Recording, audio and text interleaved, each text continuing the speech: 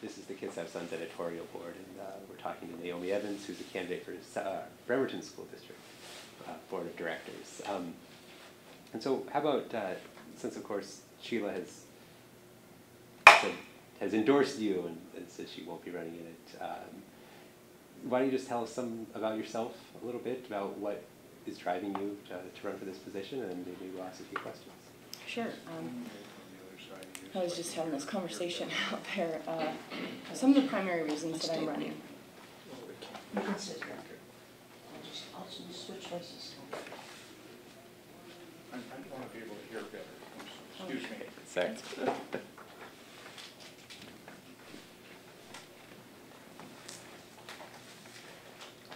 Sure. Okay, so I was just kind of explaining to Jim some of the reasons that I'm running are my own kids. I have an older son who's 16. He has high-functioning autism. He's been diagnosed since he was 10, but he has always struggled in school and had like a special education IEP. Last year was his freshman year at Bremerton High School. I tried to help him out and work with teachers as much as possible, but he failed somewhere between 6 or 7 classes last year. He was in general ed often, and I found that oftentimes most of the teachers didn't even know that he had a special education IEP. He was being primarily graded as a general ed student. I don't feel that he was really getting the assistance that he needed. Pretty passionate advocate for my child and other special needs students, and I know that I'm not alone. I've talked to a lot of special ed parents that feel that things need to change, that these students are really falling through the cracks, especially with different mandates for assessment tests and the curriculum and stuff, which is another reason that I'm running, is Common Core. I totally oppose it. I think that it is not proper. It's not the right thing, the right direction that we want to go with our children. I think that it's setting them back academically. There have already been community colleges that have come out and said these students that are now getting into college, they're having to offer more like high school level math courses because they are not up to speed on their math. So kids that once, like when I graduated, we'd take calculus or trig to get into a 4-year university, and now these kids aren't able to make it to that level of math because of the Common Core curriculum. It's something that I'm going to continue to speak out to the board about. Whether I win this election or not, I will continue to speak to them every meeting. I intend to go and speak out against it until I can encourage enough parents to come out and speak against it. I think that I want to be able to be that voice for local parents and students. I think that they feel disenfranchised by the system, that nobody's listening. And I've been an activist for the last couple years with some parents and children's rights things. I've learned a lot about legislative process, and I think that I can be pretty active in helping the school board. Tell us what you've done the last couple years. Give us an example. Well, in particular, my husband is what I call a victim of paternity fraud. A lot of people don't know that subject, but there's a lot of men out there that pay child support for children that are not biologically theirs. And in the state of Washington, there's a 4-year statute of limitation on challenging that paternity regardless of a DNA test. So it's something that I've been trying to pass legislation for. I had a Senate bill that was run by Jan Angel for the last 2 years in a row that made it to the Senate floor, and then the Senate refused to vote on it. I've discovered through a Freedom of Information Act request that a lot of it has to do with Title 4D funding for DSHS, so there's some corruption going on there. So we're going to go into our 3rd year this year. Matt Shea is going to run a bill for me, but hopefully we'll win and be done with this issue and move on to more, because there's a lot of things to fight for here. I say that I'm tired of voting people into office that refuse to get a job done, and that's what I'm about. I'm about action, not talk. Let's just walk through those things a little bit more with your experience with the special needs support in the Bremerton School District. Is it the amount of resource that you see as a problem? Is it not understanding correctly? Is it that, I mean, how do you start to address this, maybe is what I'm getting at? The first thing, I think that all general ed teachers need to have some kind of course on special education. I just talked to my son's speech and language therapist, and I guess I took it for granted. I didn't realize that most general ed teachers didn't really have any kind of education when it came to special needs. You know, you'd think maybe they'd had a basic class here or there, but most of them don't. Now, she has encouraged that these general ed teachers take some kind of a basic course. When we look at how many autistic kids there are, or ADHD, things like that, I mean, it's kind of at epidemic proportions right now. And when you have a bunch of those students in general ed classes, which is good sometimes for them to be out in the general world and have that experience, but these teachers don't know how to deal with them, and so they need that training. Was that a choice you were given as a family? Would you have been able to place your son in different classes? Did you wanted him where you? Yes and no. Yes, in that I have that option, but I didn't fully understand it all these years, and it wasn't until I put my foot down and said, no, he's failing in these general ed classes. I want him put in a special ed class so that he gets the one-on-one that he needs, so that somebody who is trained in special education can deal with him appropriately. And when you learned that information, did you feel that those resources did exist? Yes. It's just a disconnect. I don't think it's explained very well to parents. Okay. So I think parents need some help understanding what their rights are. They need more advocacy for them, and you know, I know that they offer, you know, the summertime extra training and stuff for teachers, and I would like to see more special education training for general ed teachers.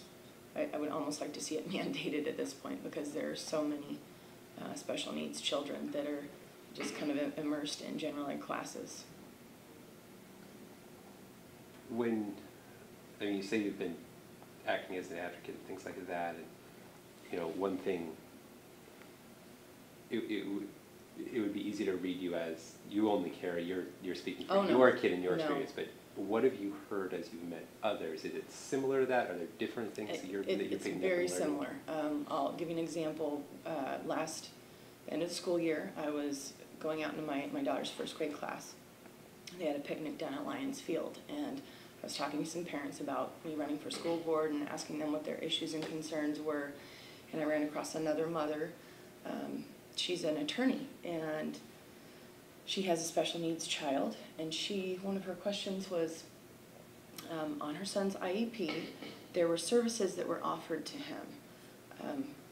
I don't know if you know much about an individual education plan, but they map out everything, and so there are certain services.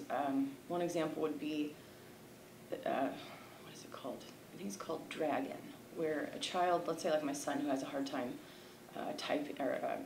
writing stuff. So he would talk into whatever this device is, and it would type it up for him, that kind of thing. It's assistance for whatever they need. And so if they're promised a service within their IEP and then they don't get it, which has happened to my son in the past, where he was promised certain things that would help him, and then maybe the teacher didn't know about it because she didn't read his IEP, or they just weren't on it as much as they should be in helping your child. So they're given federal funds to provide these services. Each individual education plan, that student's given money, and so she wanted to know, where does this money go? Does it go into its own special fund, and when a school collects that money but then doesn't provide the service, where does the money go? And so I recently asked the board that, and really it's just absorbed. It's absorbed where they don't even know, but they are given that money, but they're not offering that, or they didn't use the money appropriately for that student. You know, so I know other parents are having issues. So you do. So I think that's kind of what the question always is what, as a board member making policy, how do you affect these things that are down there? But it sounds like what you're saying is one thing is budgeting. You feel that the current board is not doing an effective job of putting the money that needed to be. No, I wouldn't say that. I would say that really trickles down to, are the teachers appropriately trained?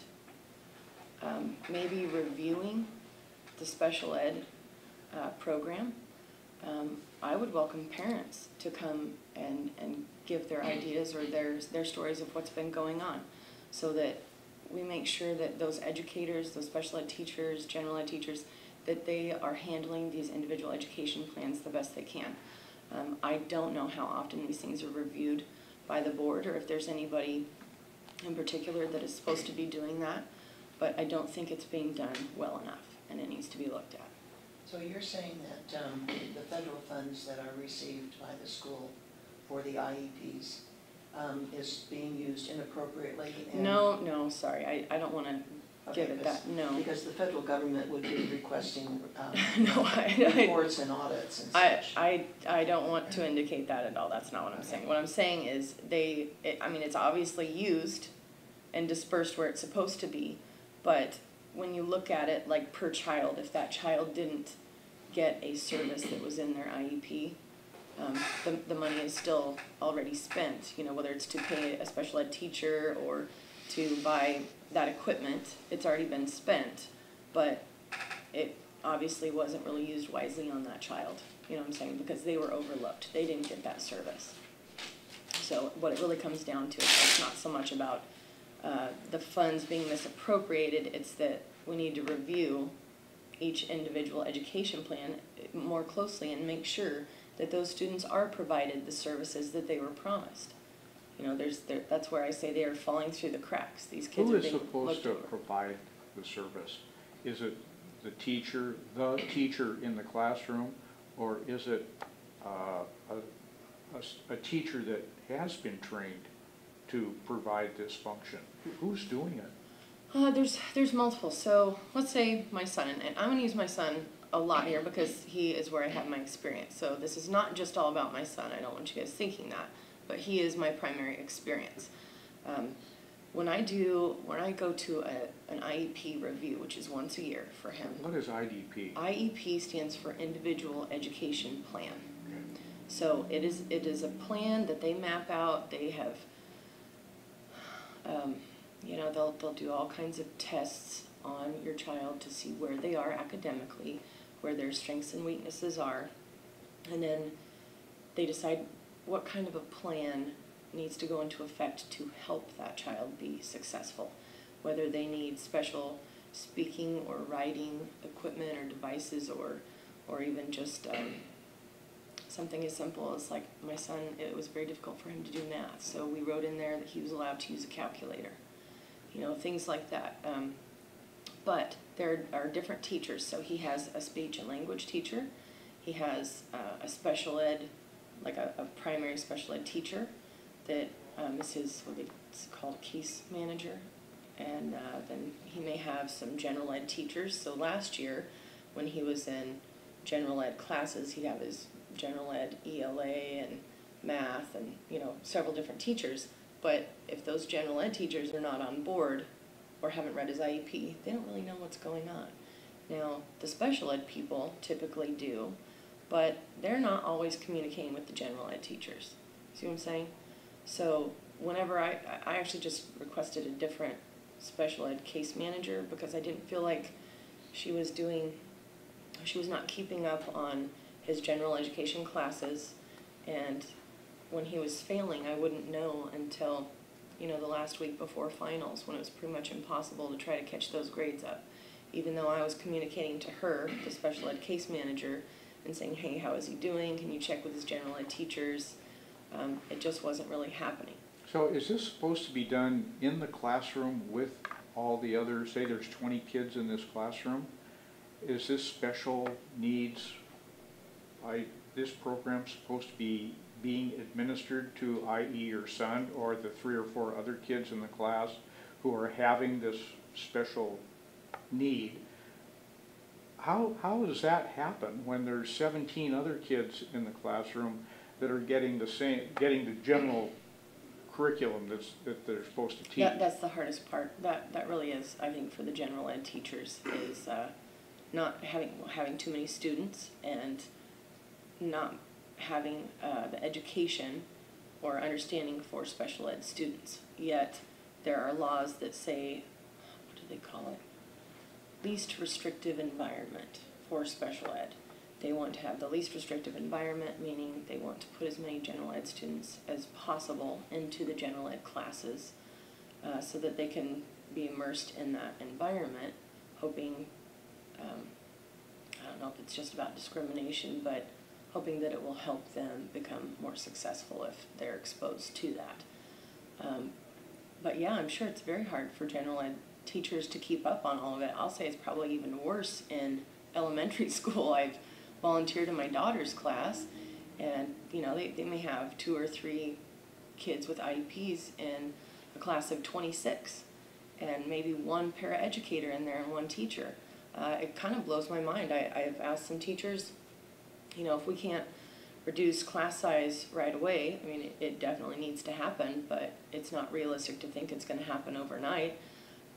How do we help the teachers be able to help the kids? And you know, well, even if they cut the class size in half, Naomi, yeah. how is this one teacher going to take these 2 or 3 special needs No, kids they need and teach paraeducators. them according to what they're supposed, this plan says they're supposed to learn, and at the same time, when you've got 7 or 8 other kids that don't have special Right. needs, I don't understand how that can be done in the same room. Well, I think it depends on the level of their disability, really. My son is so high functioning that, like I said, most teachers wouldn't even recognize that he has autism. But I don't think that it's impossible. I think as far as, I know that they keep most of the severely disabled children in their own smaller special classes, but when they're higher functioning, I think that it is appropriate for them to be able to be in the general ed, but those general ed teachers need to have a little bit more Naomi, experience with them. Do you think there's enough funding to meet all the needs identified in a student's IEP? I think so. You think Yeah. there's enough federal funds to Yeah. provide for that? I think so. Okay. So I'm not going to that's say that I'm kept in an mind expert on when that, they're but coming up with the plan. They keep that in mind, yeah, that there I think that will they're be just, funds. yeah, I don't think it's so much about the funds as training. Class size definitely matters. Probably more paraeducators would be beneficial for these kids. But it's a big waltz is what it is. It's a big dance. They just need to work better together. So. As you've researched this, how does Bremerton do compared to some of the neighboring districts? Do you think? I don't know about neighboring districts. I will only I've speak heard for CK what. has a strong program for special needs. I think I've heard things like that, but I've lived in this area for 5 years. I've only experienced Bremerton. I homeschooled my son for 5.5 years. I dealt with like Lake Stevens District, Snohomish School District, and I would say that Bremerton is probably the best that I've had to deal with so far. Okay. I really actually commend the teachers. I think that they really love the students, and I love them for that. But it really just comes down to training. You know, a simple fix that would help a lot would be general ed teachers having some special ed training. You know, but I think that they're great in what they're trying to do, so I don't knock them for that. What is the high school graduation rate in Bremerton and compared I to other don't know that districts? one. I really don't. I think I've been trying to research that myself. I've heard that it's pretty good, but I have not seen it directly in writing. We can get that. I know that came up yesterday My too. bad. We've reported before it. It has been on the rise the last couple of years. They've improved it quite a bit. It may be a nudge under the neighboring districts. Yeah, Well, we'll I'm check not and see. an expert on that one. that's no There's so many things to research throughout all of this that, Yeah. yeah, that one. It's a lot. Okay, tell us a little bit more about, because it seems like Common Core is the other big part of your platform, what you want to talk about. You kind of explained already some of your misgivings, feeling it's not preparing kids for college. When you look at this, you know, there was a purpose that behind what they're trying to do as far as lining standards up and getting everyone kind of on the same page so Yeah. the district didn't fall way behind. If that's, is that completely inappropriate to try to have some sort of statewide measurements? I don't oppose standards. I think that we have all been sold this idea that there haven't ever been any standards. And there's been standards in the United States for a very, very long time. I mean, it's not like we're just graduating idiots all the time or something. The problem that I really have with Common Core is that it was sold in a backdoor fashion through Race to the Top funds. It benefits private corporations. It was developed by private organizations, not by these professional educators that they try to claim it was. There were even professional educators that were supposed to sign off on the curriculum that refused to because they knew that it was not the right direction for our children. But I don't know if you guys even know anything about the Race to the Top kind of thing in 2009. Do you guys know anything about that? Yeah, so basically states were said, you know, the federal government would give them money if they signed on to Common Core sight unseen. And so legislators, of course, wanted the money and they signed on to it, and then we get a bad bill of goods as far as I'm concerned. And I don't think legislators in general know enough about education to really sign on to something. It kind of reminds me of Obamacare saying that you know, we had to pass the bill to find out what's in it. I don't agree with that mentality. I think it's crazy to me. I know that Missouri and now Nebraska and Idaho, okay, so Missouri, they won a Supreme Court ruling that the Smarter Balanced Assessment Consortium is unconstitutional, that it, what did they say, it posed an illegal interstate compact because it was never authorized by Congress. So they actually have won that out, and that's great. And I know that Nebraska is now following suit and doing the same lawsuit, and Idaho is doing a little bit different. But I think in general, people, especially parents, realize that it's not good. Some people just don't know anything about it, but those that do study it realize that it's not the direction we need for our kids. So what you're talking about is you would play a role. I mean, this is kind of a thing that happens on a state level. Oh yeah, it's not really. I'm not going to say that I'm a board member and I'm going to stop Common Core. No, I understand that. I'm rational about this, but that's what I say. What you're saying is what your efforts will probably go into is talking to people that do that, talking to other ones like that. Pushing our local legislators and state legislators, and that's something that I have experience in from my paternity fraud legislation. Is, you know, actually there's a lot of legislators that do know me, some that I'm good friends with at this point, and that are on board for helping to stop Common Core. There are two bills. There's a House bill and a Senate bill that were introduced last year that would stop Common Core. Both the Democrat and the Republican parties of Washington State signed resolutions condemning Common Core last year. So I mean, it's the ball is rolling in that direction, but we need more and more board members. Board members are supposed to be like this first line of defense for their community schools, to say, no, we're not going to take this. And I don't hear our board having that conversation. That's what I was going to ask you. I'm sure you've talked about this with the existing board members. What have you heard back from there? What's the response rate? Well, I'm trying to educate them. I'll be honest with you. I can't figure out if they just don't know enough about it or have bought into this, oh, it's a good standard for our kids, or if they're, I don't know. I'm still trying to feel. What's your opinion of the existing state tests, or the tests that Washington State has been using, whether it was the WASL a couple years ago? I just heard horrible things about the WASL. I didn't really have to deal with it. It came out right after I graduated, but I know that there was a lot of students that were failing it, and then we switched to another one. I can never remember, and I think the most recent one is like the MSP or something. I'm fine with standards. To me, any kind of assessment should really be done on a very local level. And I'm talking to the local point of districts deciding how.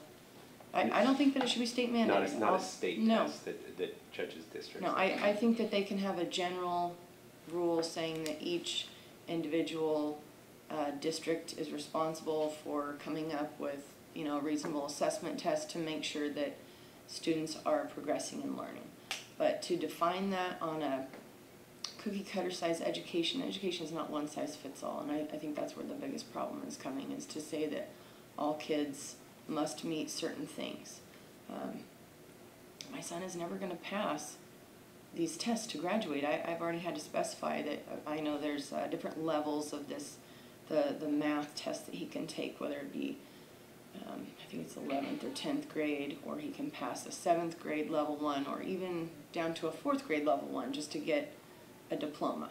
And I'm already requesting that he take the 7th grade one. He's never going to make that. So, yeah, it's too cookie cutter. It drives me nuts. These poor kids, they need understanding, you know. There's greatness to be had. But when we start saying that they're all going to be the same, then we leave so many out.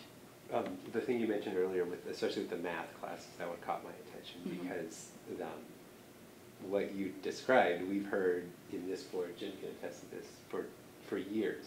Olympic College has come and spoken to us and said, yeah, we're putting way too many kids in remedial math classes coming out of Bremerton. So that was all pre-Common Core. So it's been an existing problem. I don't think you can totally blame it on a new set of things. I think that the new math is going to make it even worse. I really do. So the alternative, if I'm understanding correctly, is Bremerton would have to go searching a curriculum itself to come up with one, or individually? Yes and no. People need to understand that sometimes it's okay to go back to what you had before while you're going to the drawing board. You know what I'm saying? Even the state, a lot of people freak out and think, oh, if we drop this curriculum, what are we going to do? Panic mode. Well, go back to what you had for a minute, take a deep breath, and then start figuring it out, you know. It doesn't have to be panic mode, but, you know, if you're driving down the road and you get a flat tire, you pull over and you assess the situation, you know. You don't just keep driving, and that's kind of what this is doing right now. Is it's okay to take a step back. You know, the kids were doing okay. I'm not going to say it's the best, but, you know, at least they were doing okay, and then, yeah, go back to the drawing board and figure out what would be a better curriculum. I know. I'm sorry. Go ahead. Mr. Drake Jackson. You had said something that caught my interest. You said that you was trying to teach the board to understand certain things. Do you think that there's enough, not just parents, but people that understand education or in the education field sitting on the board?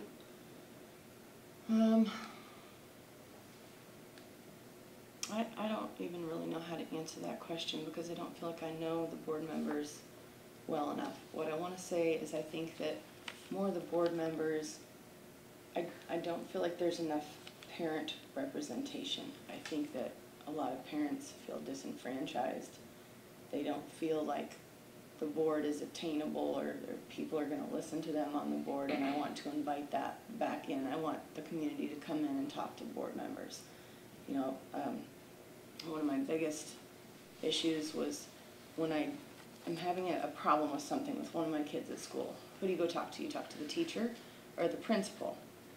But what I find is that communication stays right there at the school. It never makes it to the district office. So then when you talk to these district leaders, they say, well, we never heard anything about that. Like when I said, do you get any complaints about this curriculum? Aaron Lavelle says, no, I haven't heard anything. I'm like, really? Because I've been writing nasty notes on my kids' homework all last year. You didn't hear about that? You know?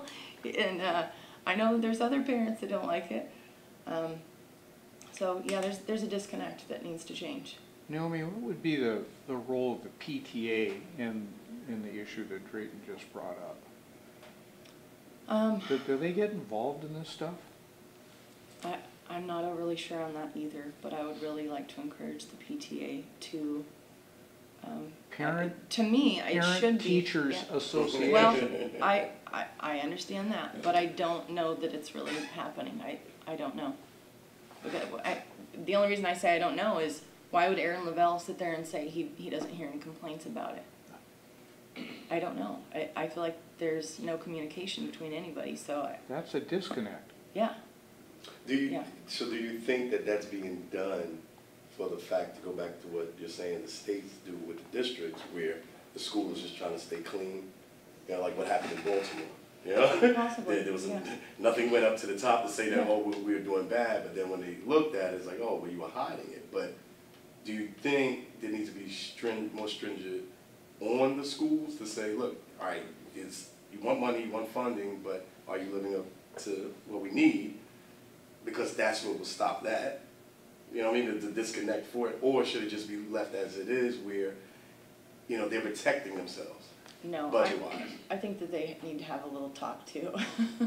I'm not gonna say outright threats or anything like that, but I'll just say, yeah, maybe they need to be reminded that, you know, especially principals, that to me, teachers too, I think that they need to understand there is a chain of command, and complaints and issues need to come up that chain of command. Otherwise, the board can't be effective in helping the people, you know? So that would definitely be something to work on. What do you think the biggest strength in Bremerton's district is right now? Strength. Yeah. What do you